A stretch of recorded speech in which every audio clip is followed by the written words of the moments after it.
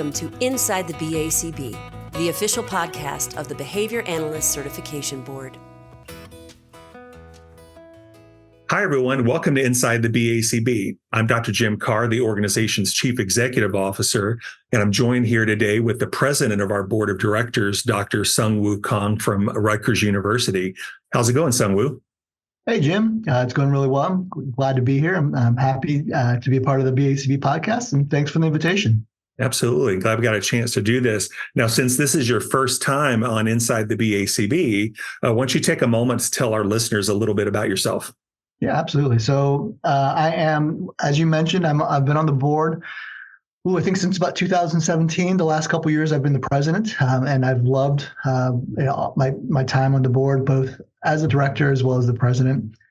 In my day job, I'm a professor at Rutgers University, where I teach, super mentor students, but I also have a lot of administrative responsibility. I'm the department chair.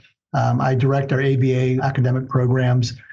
And then, I've got some other, service responsibility, both, to our university as well as to the field as well. Yeah. You've been busy. So have you primarily been watching the growth of our profession in the last 10 years or so from the university setting? I have, and so I've been very fortunate. So I've been at Rutgers since about 2018. Before that, I was at University of Missouri. Before that, I was at UMBC and Kennedy Krieger. And so it's really interesting to see, just really like the tremendous growth from the academic side, right? So as a professor, I want all these opportunities for our graduate students, and just seeing, where we were, let's say the early 2000s to where we are now, it is just night and day. And it's wonderful for our graduate students, like all the opportunities that our students have. The demand and the interest in students, wanting to get their master's degree in the BCBA certification. It is, great to see as a professor on the academic side of things. Yeah, I can imagine. And speaking about the way it used to be, you and I were trained in the 90s, back in the olden days, and both in Florida. So I was at Florida State and you were at Florida. And I think we were there right around the same time. I certainly remember seeing you at the FABA conference. Yeah, absolutely. And I think you guys came to Takachali, like at that time, that was our lab. That's right. Yeah. A group of FSU students came to Takachali for a visit there. And so I was in that carload that we came down with John Bailey to see what you and the rest of Brian Owada's students were up to. And, I talk to folks now about what it was like back then. Of course, it was almost 30 years ago. And to a lot of our new BCBAs, they weren't around 30 years ago. Yeah.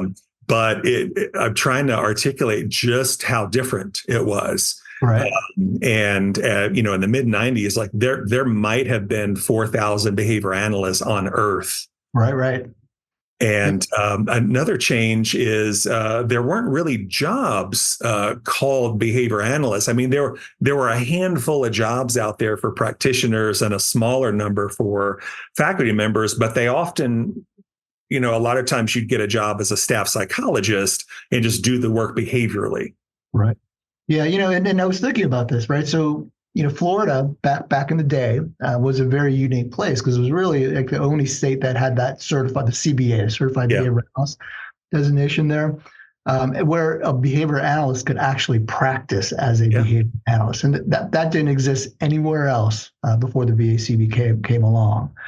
Again, kind of reflecting on, like the job opportunities for you and I back in the day, right? That there probably were very few master's opportunities. You only think of, maybe two master's programs, like UNT and SIU, Carbondale. So there definitely weren't like master's jobs back in the day. And even for, PhDs like us, it was hard. There were 2 or 3 academic positions, maybe some, clinical positions.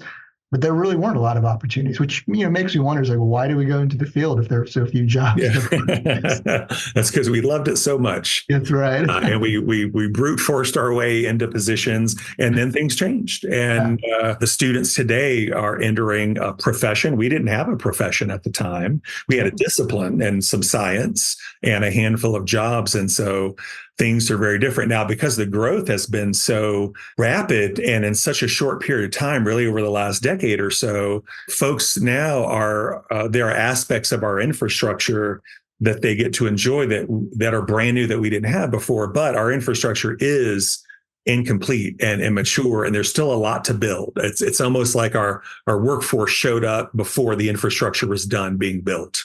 Right. Yeah. And I think that's a great way, to kind of frame that is, as like we didn't exist as a profession back in the 90s when we were in grad school, right? But now we are a profession, like many other healthcare professions. Yeah. But I think, what I think is very unique about our field or our profession is how quickly it grew, right? So like within the last 10 years, the numbers have just, the growth has just been tremendous. And I can't think of any other healthcare profession where the growth has been so quick and so rapid. I interact with leaders from a lot of other professions in the certification industry, and I have never heard our story before. I think we are unique, and there's an upside there, but the downside is the workforce has shown up before the infrastructure is done being built, and so we're going to have all the nice things, but we don't have them all right now. But since this is, we're kind of doing this as a year-end summary of BACB activity, why don't you give our listeners a quick recap of some data from the year? Yeah, it's been amazing. Right? So you're sitting on the board, as directors, it's important for us to pay attention to the growth in the number of certificates and what the BACB is doing on an annual basis. And it's quite impressive, right? So, just looking at the number of applications processed last year, it was over 100,000, about 105,000, right? The number of exams delivered, almost 125,000 exams delivered last year. And then, looking at the number of certificates, right? So, the new BCBAs, almost 7,000, new BCABAs, that's a little bit smaller. That growth hasn't been as strong, but 733. But then looking at the RBTs, right? There's lots of opportunities for RBTs. And so, and that I think was just over 67,000 new RBTs last year. And so when you look at just the overall number of certificates, beginning this year, there are almost 250,000 certificates at these three different levels, 230,000 about. I think what this has really resulted in is that this has also resulted in the BACB growing as an organization and really becoming, I guess, a very professional organization. And it seems like what I can gather is that much of what the BACB staff end up doing is really providing customer service to people who are registering to become certificates, as well as those who are currently certified there. Right. So, I think the estimates, like the data that we were told in terms of like the number of customer service contact or replies was, again, over 125,000 in a given year. I think, that just kind of shows you how important customer service is to the organization and to the whole certification process. Absolutely. Yeah, the company has been forced to grow to keep up with the demand, and the same forces that kind of blew out the profession, have certainly impacted us. And I just had my 12-year anniversary as the CEO of the company. And when I came to the company, I was employee number 6. And now we have just under 100 full-time employees, trying to get the job done, kind of talking to customer service. Yeah. So 126,000 customer service interactions last year. And I think a lot of our listeners know that, we used to offer phone support. So you could call the BACB, and we suspended that right when the pandemic started. And we haven't turned the phones back on because a realization that we had right in the run up to the pandemic was that we had too large a stakeholder group to offer phone support. And so what that looked like is we had a dozen full-time operators ready to talk on the phone. Well, what that would mean is if more than 12 people called us at one time, everyone else, the next 12 people are going to have a 5-minute waiting. But 12 people contacting us at a time out of almost 250,000 certificates, well, we might have 100 people calling us at one time. And so then the issue was we had a hard time getting people support without waiting. Companies our size often outsource customer service to call centers and other locations. And we certainly explored that. And we actually sampled the quality of phone support from other certification boards. We kind of called in to probe what that experience was like at companies we knew had outsourced their customer service. It was terrible. And because the issue is you've got to train the call center on all the details, and there are a lot of details in the BACB system, and the apparatus required to get all that in place. It just wasn't feasible. So what we've been doing over the last few years is developing some new technology. Our plan is not to turn the phones back on. And I should say, we do talk to people on the phone. We call folks back when there's something we need to sort out that's maybe a little unclear in email. We just don't have the incoming phones. Well, our plan is to offer chat service. So we will have synchronous customer support, but it'll be textual based instead of phone based. And our hope is to have that in place by the end of next year. And until then, we've got a large group of highly trained customer service agents doing email support. And we're rapidly moving to chat-based support as quickly as possible. And sometime next year, we'll launch and we'll evaluate and see where we are then. Yeah, and I appreciate that, right? So, I appreciate that the BACB is constantly, looking at like new ways to provide, support to, all the certificates. And so, that's kudos to all the staff at the BACB. Yeah, I appreciate that. Yeah, they work hard for us, that's for sure. Yeah, so given the sheer number of BACB certificates, where we're closing in on 250,000 certificates, which, by the way, does make us one of the largest certification organizations in terms of number of certificates.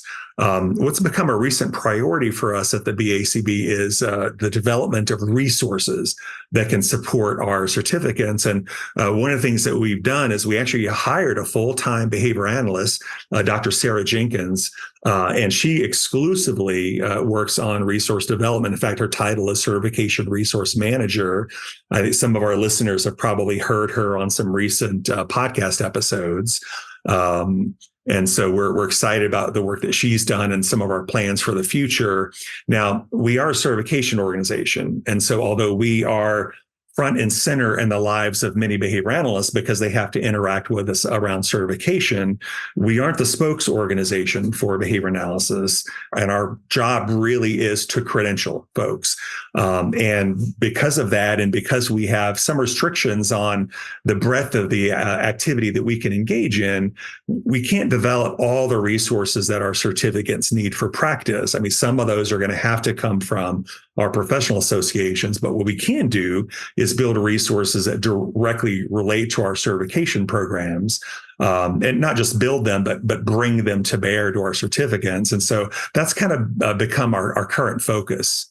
So I think it's really important to highlight, all the resources that are available to certificates, because I think it's the case that not all certificates are aware that these are available to them there. Yeah. And take, for example, all of the access to journals. Right. So being in a university, I'm fortunate enough to have access to a university library that has access to these journals. But quite often I've got friends and colleagues who will reach out to me and say, hey, can you get this article for me? So I become their de facto librarian, which I'm happy to do. And I also point out that the BACB through the certificate gateway now have access to multiple journals, and most recently including the Journal of Organization Behavior Management, JOBM, Psych Info, the database. In addition to other, like our really popular journals like the Journal of Applied Behavior Analysis or JABA there, as well as many others. Yeah. And so, I want to make sure that, everyone listening to this, remembers that you have access to this, and make sure your friends and colleagues know they have access to these journals and these databases, Sarah. Yeah. Let me just add in there really quickly that our journal resources, they're available to our BCBAs and BCABAs. And it's not that we don't want to make them available to RBTs, but as a private company getting access to these, they charge us on certificate count. And just because of the sheer number, over 160,000 RBTs, one of the ways to kind of manage our resources here is to make them available to a higher level certificates.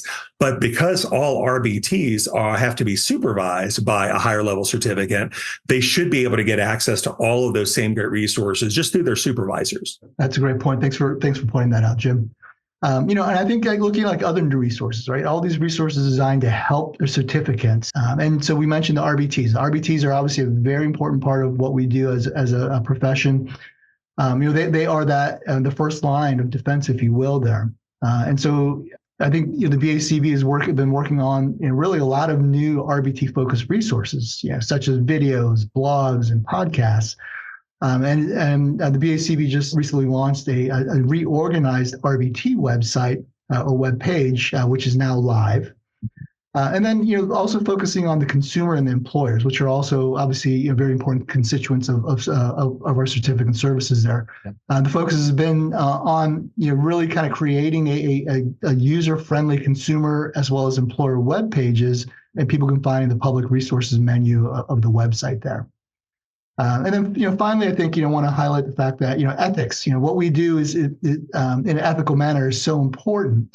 And there are lots of resources related to ethics. One of the more recent ones being the ethics white paper. It provides a summary of the ethics violations in code enforcement activities from 2019 to 2021. Obviously, we hope that everyone engages in an ethical manner, but sometimes they don't. And it's nice to kind of see that data, where we might not be doing things in the most ethical manner.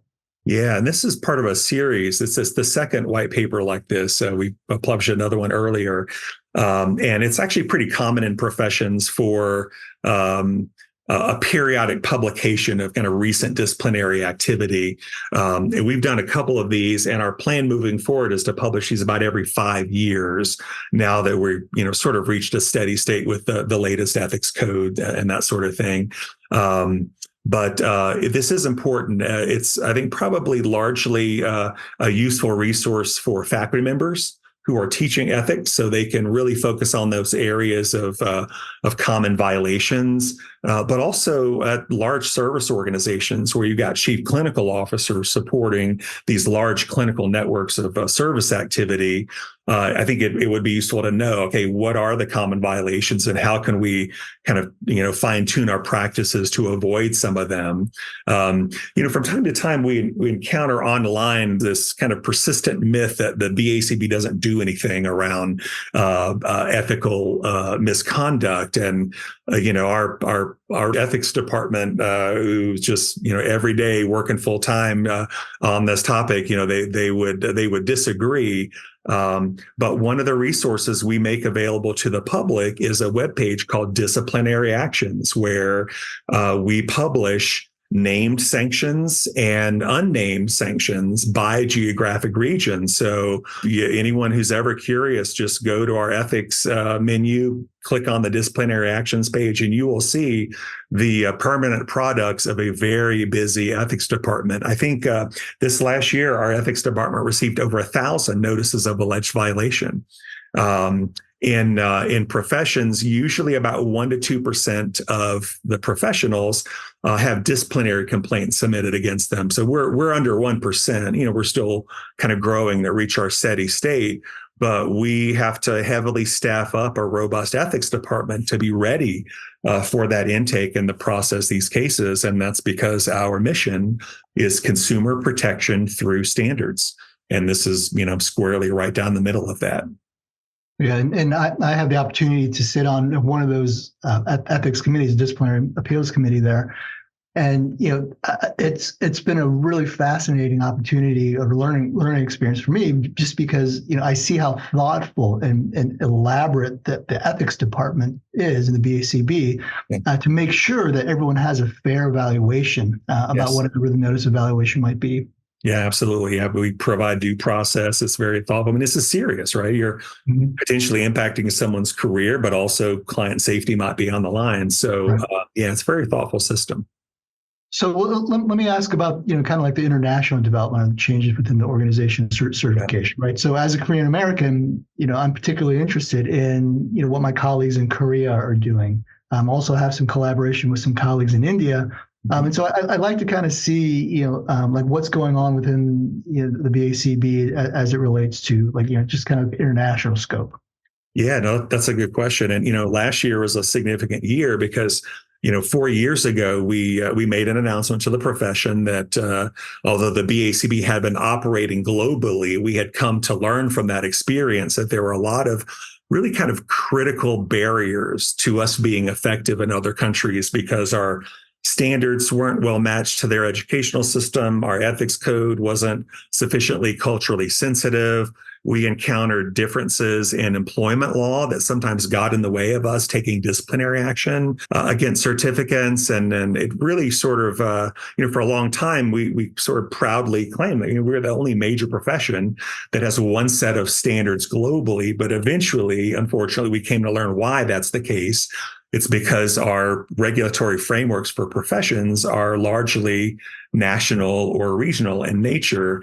And so 4 years ago, we made an announcement that 3 years down the road, so the beginning of 2023, we would only accept applications from a smaller number of countries. And these were countries where we had very extensive legal and tax vetting to make sure that we would still be able to fulfill our mission in these countries. So right now, our current jurisdiction is we accept applications from the US, Canada, and Australia, and the UK for another couple of years.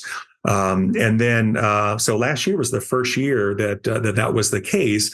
But our listeners might recall, if they were around at the announcement point, that we talked about kind of pivoting from helping our colleagues in other countries adopt BACB certification to helping them develop a regulatory system in their country that would likely be recognized long-term by the government. Because something we also realized was that a private certification from an American company was never going to be written into all the laws and be recognized by a country as its profession's sort of permanent regulatory system. So we've made resources, grants, and a full-time employee, Dr. Neil Martin, and he's our director of international support. And he has been all over the world over the last 4 years, consulting with our colleagues in other countries. And there has been quite a lot that has come out of that. We're actually likely going to be using a newsletter issue at the end of the year to highlight some specific developments here. But what we've seen is, a lot of times folks, they think about credentialing. It's like, let's identify ourselves.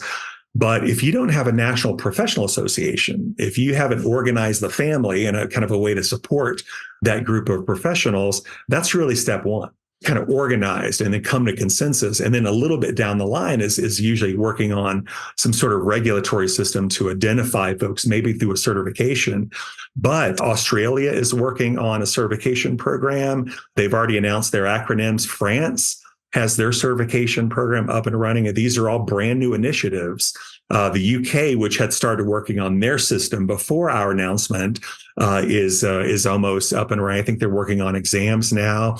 And there are a number of other countries that are doing the preliminary work on their own credentialing system that is likely to be recognized by their country down the road.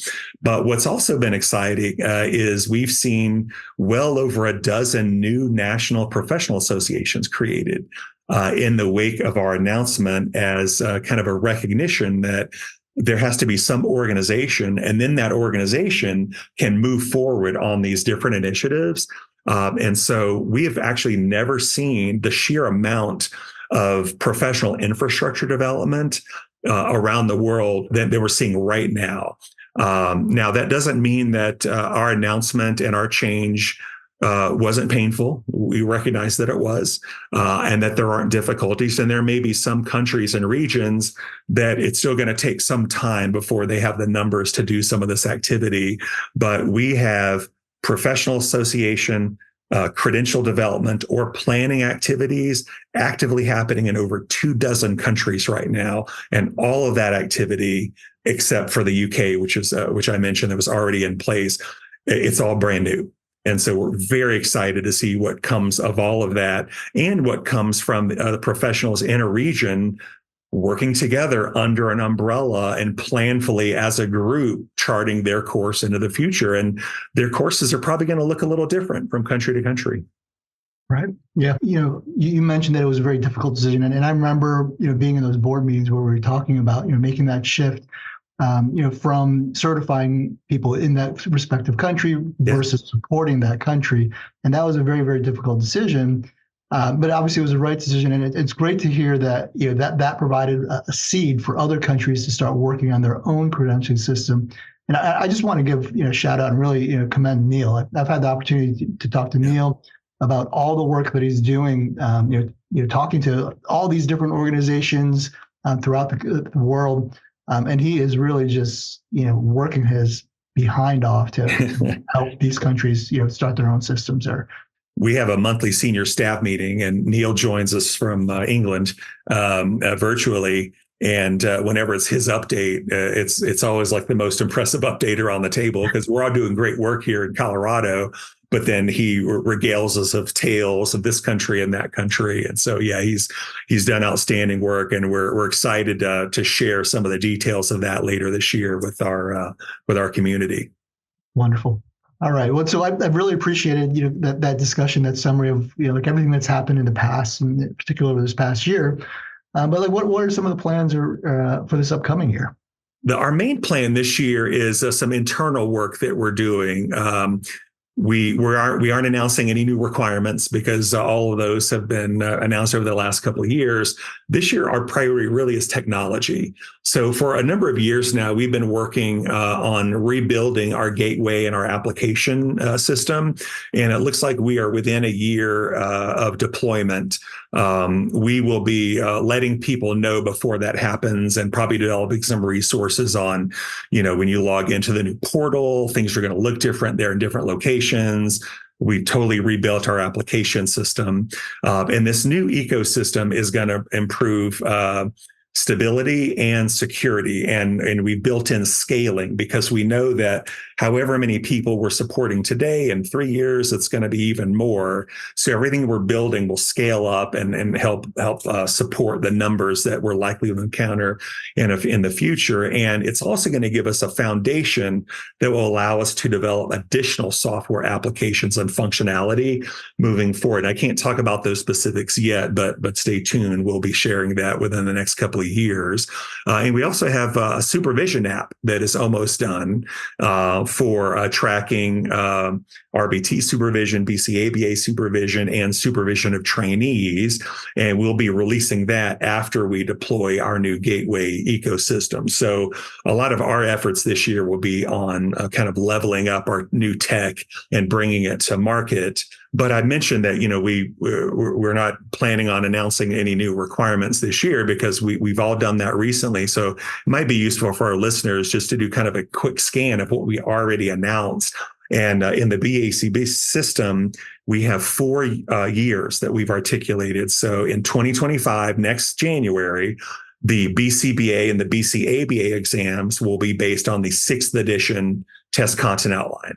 So we're exiting the 5th edition era, moving into the 6th edition.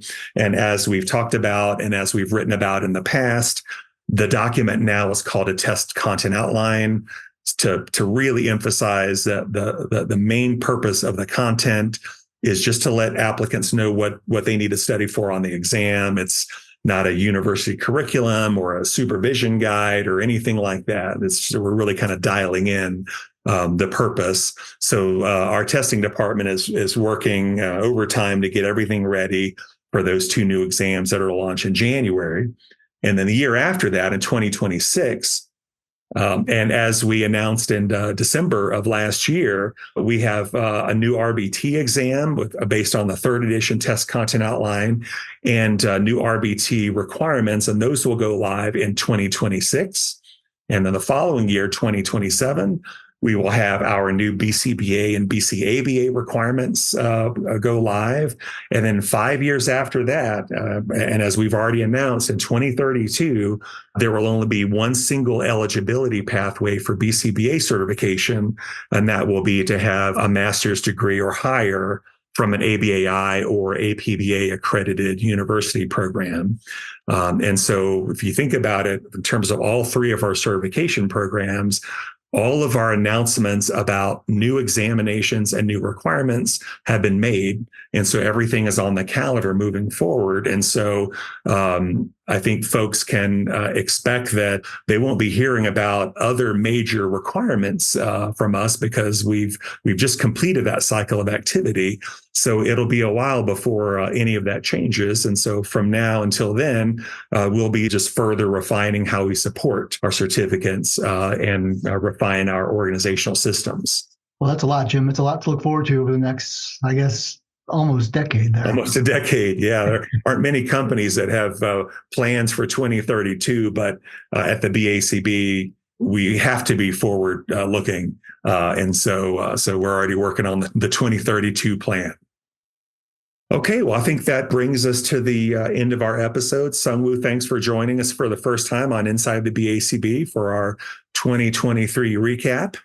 Well, thanks for the invitation, Jim. It's been a pleasure. All right. Well, take care, everyone. We will see you again on a future episode. Thank you for listening to Inside the BACB. Don't miss future episodes. Subscribe now.